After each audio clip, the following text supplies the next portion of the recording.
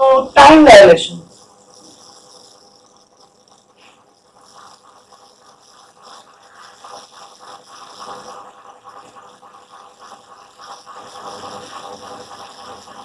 आपने केमिस्ट्री में एक टर्म पढ़ी होगी, इसको हम कहते हैं डाइल्यूट, यानी किसी चीज का किसी चीज में मिक्स हो जाना। यहाँ टाइम डायलेशन में डायलेशन का मतलब है स्लो हो जाना, टाइम स्लो हो जाना। ये कैसे पॉसिबल है? 1905 में जब आइंस्टाइन ने ये थ्योरी दी, तब उनको लगता था कि टाइम ऐसी चीज है जो कि ना बढ़ता है, यानी ना स्पीड अप होता है ना स्पीड डाउन होता है। लेकिन इस रिलेटिविटी की वजह से जब उन्होंने ये देखा कि लाइट स्पीड को मेंटेन कर रही है, कांस्टेंट कर रही है, किसी भी चीज तरीके से उसकी वेलोसिटी पे कोई फर्क नहीं पड़ रहा, तो उनके जहन में आया कि अगर वेलोसिटी पे कोई फर्क नहीं पड़ रहा तो जरूर स्पेस और टाइम पे फर्क पड़ रहा होगा। अब वो फर्क क्या पड़ रहा होगा? एक कॉमन सेंस की एग्जांपल है, हमारे पास एक सिंपल इक्वेशन है which is s is equals to v into t. Simply displacement is velocity times the time taken by the particle from one point to another point. अगर मैं इसको, इस equation को यूं कह दूं कि भाई v is constant, then s has to be proportional to the time, तो टाइम जो है वो डिस्प्लेसमेंट के प्रोपोर्शनल हो जाएगा। अब इससे टाइम स्लो कैसे हो रहा है? वो कह रहा है कि जब लाइट की स्पीड ऑफ लाइट, जब लाइट स्पीड से चलती है, सी स्पीड से चलती है, तो जो टाइम है उसके लिए बहुत ही ज्यादा स्लो हो जाता है। इसको समझने के लिए आप इसको यूं समझें एक डेली लाइफ एग्जांपल से कि भाई कभी कभी हम बहुत ज्यादा थके हुए होते हैं। जब हम थके हुए होते हैं तो ऑब्वियसली हमें कभी कभी नींद आ जाती है, 5 मिनट के लिए नैप लग जाता है। उस 5 मिनट के नैप में आप कितने आवर्स ड्रीम में रहते हैं? बहुत ज्यादा टाइम। तो वहां जो ड्रीम है उसमें क्योंकि आपकी स्पीड बहुत ज्यादा होती है, वहां टाइम स्लो हो जाता है। टाइम डायलेशन का इफेक्ट तभी फील होता है जब आप हाई स्पीड को अप्रोच करते हैं। इसको समझने के लिए हम एक एग्जाम्पल कोट करते हैं। एग्जाम्पल क्या है कि जैसे आप इस फिगर में देख रहे हैं कि अर्थ से एक स्पेस शटल निकला है टुवर्ड्स अनदर पॉइंट, और वो जो स्पेस शटल निकला है वो बहुत फास्ट स्पीड से चल रहा है। हमारे पास दो ऑब्जर्वर हैं, एक ऑब्जर्वर है जो कि स्पेस शटल के अंदर है और एक जो अर्थ पर है। इन दोनों के पास एक लाइट क्लॉक है। लाइट क्लॉक क्या होती है कि जब लाइट को हम दो मिरर्स के बीच में रिफ्लेक्ट करवाते हैं और फिर इसका टाइम नोट डाउन करते हैं। अब एक ऑब्जर्वर है अर्थ पे, एक ऑब्जर्वर है मोशन में। क्या हो रहा है? दोनों को स्पीड ऑफ लाइट सेम मिल रही है, यानी जो मोशन में है, जो फास्ट स्पीड पर है, उसकी भी लाइट की स्पीड चेंज नहीं हो रही। लेकिन कुछ प्रॉब्लम है। प्रॉब्लम क्या है कि जो अर्थ पर है, जब वो देखता है क्लॉक को, तो वो टाइम नोट करता है जो कि पार्टिकल लेता है वंस अप एंड डाउन आकर रिफ्लेक्ट करने में। लेकिन इतनी देर में जो ऑब्जर्वर बहुत फास्ट कंडीशन में है स्पेस शटल में, वो टाइम को ऑब्जर्व करता है ऐसे कि जब लाइट स्ट्रेट, बिल्कुल वर्टिकल नहीं बल्कि इस तरह से आती है, यानी जितनी देर में वो यहां से यहां आता है इतनी देर में स्पेस क्राफ्ट आगे निकल जाता है। फिर जितनी देर में वो स्पेस क्राफ्ट थोड़ा सा और आगे आता है इतनी देर में वो और आगे चला जाता है। तो तो इस तरह जो लाइट का पाथ बन रहा है compare to the observer at earth, वो लाइट का पाथ दोनों का सेम नहीं है।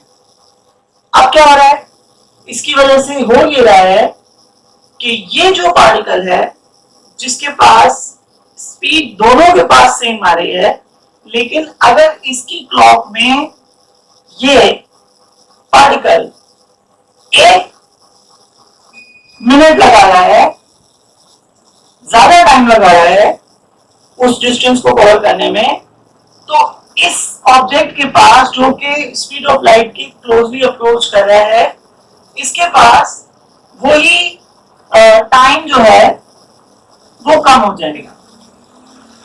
टाइम का कम हो जाना, स्लो हो जाना फास्ट स्पीड पे कहलाता है टाइम डायलेशन। तो आइंस्टाइन के अकॉर्डिंगली उनकी प्रपोजल ये थी कि अगर आप बहुत ज्यादा फास्ट स्पीड पे चलेंगे, बहुत ज्यादा फास्ट स्पीड पे चलेंगे, तो आपके लिए टाइम स्लो हो जाएगा। ये टाइम स्लो कैसे हो जाएगा कि रिलेटिव टाइम जो है, यानी जो एक्चुअल टाइम है वो नहीं होगा, बल्कि टाइम उससे भी कम लगेगा। नॉर्मली ये सब हम देखते हैं टाइम डायलेशन का कॉन्सेप्ट जब हम सुपरमैन की मूवीज को देखते हैं या डीसी कॉमिक्स में फ्लैश को देखते हैं। तो फ्लैश की क्योंकि स्पीड बहुत ज्यादा है, इस वजह से जो उसको टाइम मिलता है वो टाइम तो उतना ही होता है, लेकिन वो टाइम बहुत ज्यादा हो जाता है, टाइम बहुत स्लो हो जाता है। वैसे ही जैसे कि हमारा टाइम ड्रीम में बढ़ जाता है, और इस फिनोमेना को हम टाइम डायलेशन कहते हैं। इसी तरह एक और इसका कॉन्सिक्वेंसेस है स्पेशल थ्योरी ऑफ रिलेटिविटी का, और वो ये है कि जैसे ही आप स्पीड ऑफ लाइट पे अप्रोच करना शुरू करते हैं, तो स्पीड ऑफ लाइट पे अप्रोच करते वक्त क्योंकि आपको जो एनवायरनमेंट है वो भी मोशन में नजर आएगा, बिल्कुल वैसे ही जैसे मैं किसी फास्ट कार में ड्राइव कर रहा हूं, तो उस फास्ट कार में जैसे ही मैं ज्यादा स्पीड गेन करता रहूंगा, मुझे ऐसा लगेगा कि सराउंडिंग्स मूव कर रही हैं।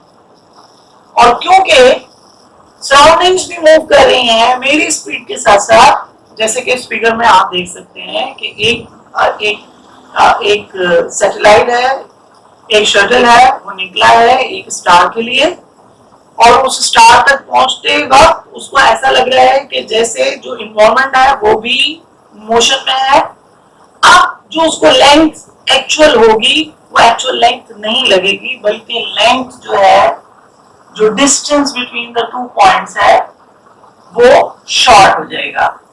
और इस आइडिया को हम लेंथ कॉन्ट्रैक्शन कहते हैं।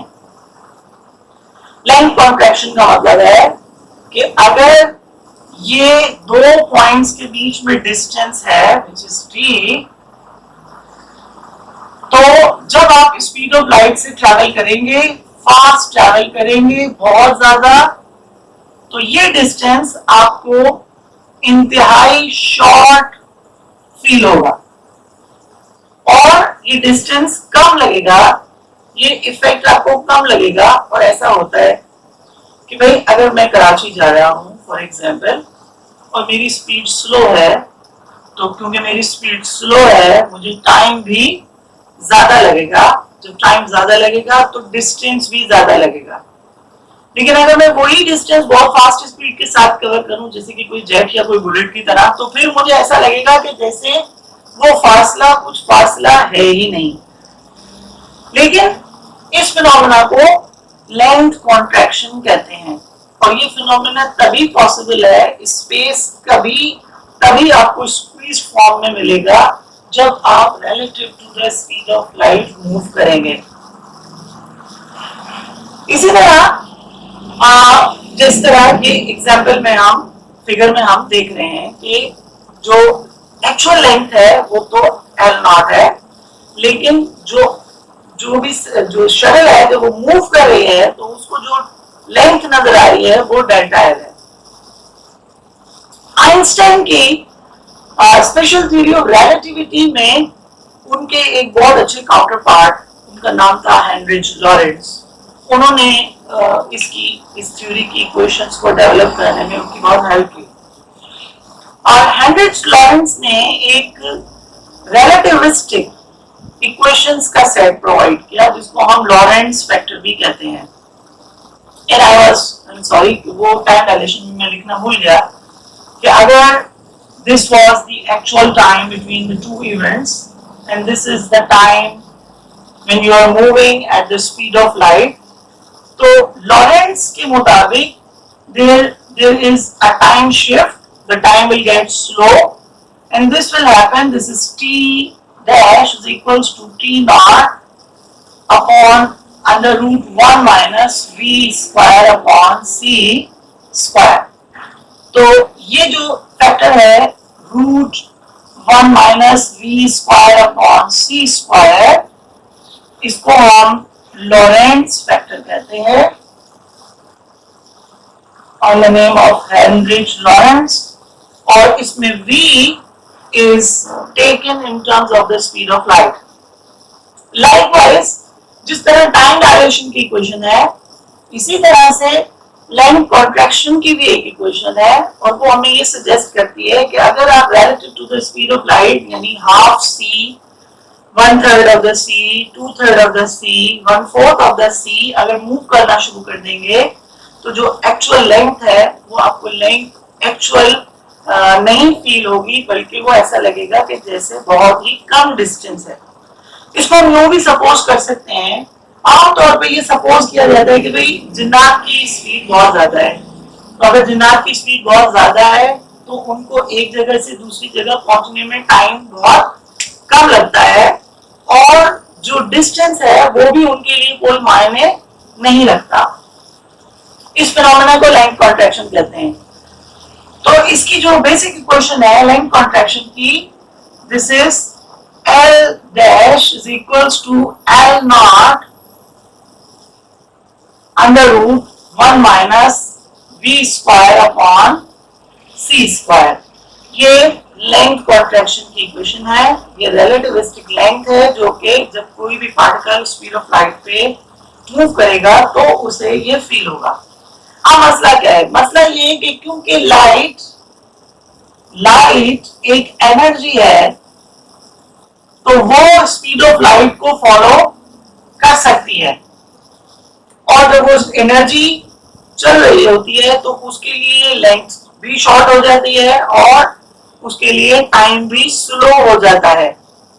अगर टाइम के स्लो को आपने प्रैक्टिकली ऑब्जर्व करना है तो इसके लिए बहुत सारी मूवीज हैं, जैसे कि इंटरस्टेलर मैं रिकमेंड करूंगा कि वो आप देखें।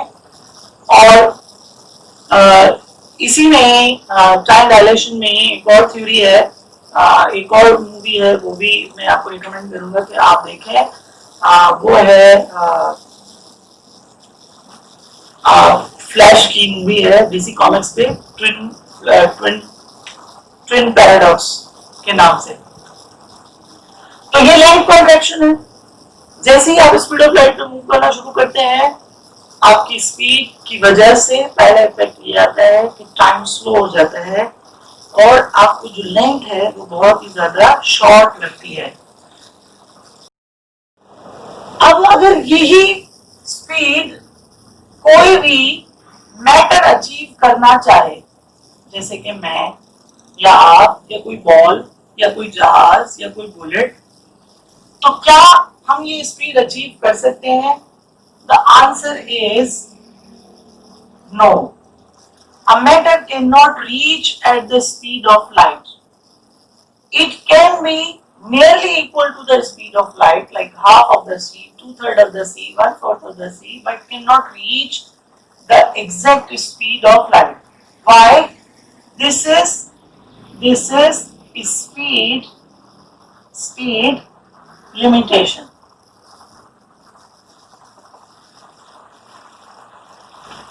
तो मैं ये सोचा कि अगर मैटर लाइट की स्पीड के मुकाबले में, लाइट की स्पीड के कंपैरेबल अगर स्पीड अप होना शुरू कर दे तो क्या होगा?